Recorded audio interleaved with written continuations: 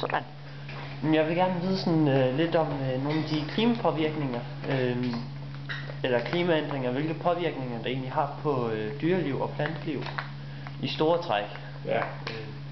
Altså det mest simple påvirkning, det er jo, at der er nogle arter, der har en eller anden, hvad skal man sige, nedre grænse for, hvornår de kan udvikle sig. Ikke også? Og hvis klimaet så bliver varmere, så de arter, det er altså for eksempel for 20 år siden kunne det have været sådan noget, som hvepse, der kom stribe til, de skal mindst have 18 grader i gennemsnit sommeren igennem, og så fandtes det nede i Tyskland, fordi det havde vi ikke i Danmark. Men så fordi temperaturen stiger, måske gennemsnitstemperaturen om sommeren er steget med 1 grad, så kommer de arter simpelthen hertil. Og det er jo fordi, at insekter for eksempel, som det jo ofte er, de er afhængige af temperaturen. Det er jo det, der bestemmer. De er jo vekselvarme, det er det, der bestemmer, hvor hurtigt de udvikler sig.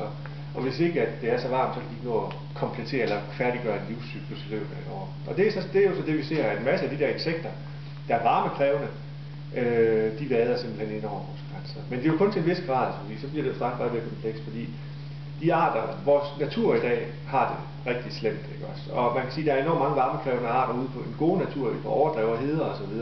Men der er så få overdrev og heder tilbage, at vi modtager meget lidt natur fra sydfra af den slags, der findes på overdrev og heder. Det vi modtager, de arter, der let kan spredes og flyver langt omkring, og derfor også hurtigt kan reagere på varme og klima. Det er jo meget, det arter, der lever på kørvel og på brændenælder og sådan nogle, altså som vi har overalt i vejkanter og alle ting, ikke også? Det er de der generalister, vi kalder dem der kan leve overalt, men som lige er lidt mere varmekrævende. Det er dem, der vælter ind over vores grænser.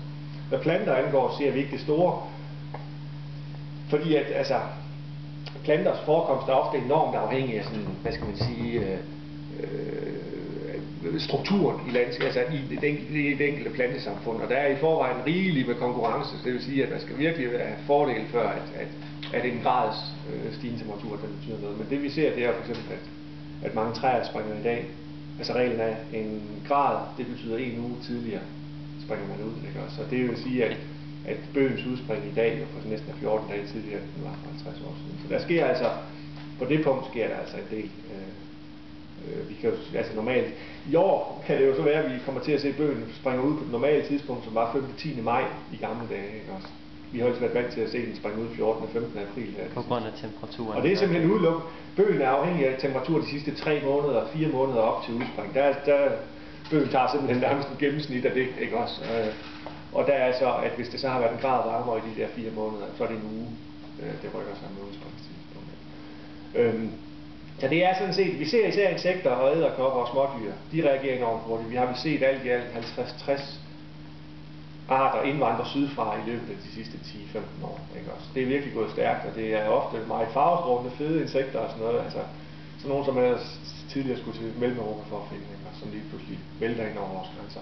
Og de etablerer sig lynhurtigt, fordi at vores landskab passer godt til de der generalistarter. Altså hvis man lever på kørvel, så skal man jo ikke flyve særlig langt for at finde kørvel eller brændenælder.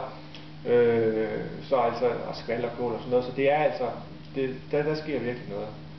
Så kan man så sige, så sker der en masse andet, det ved man jo fra kemi og fysik, at hvis man hæver temperaturen i en opløsning eller andet, så sker reaktionen hurtigere. Ikke? Så reaktioner, kemiske reaktioner, de er jo temperaturafhængige, og det er også det, der sker med insekterne. Altså hvis det varmer, så udvikles de hurtigere.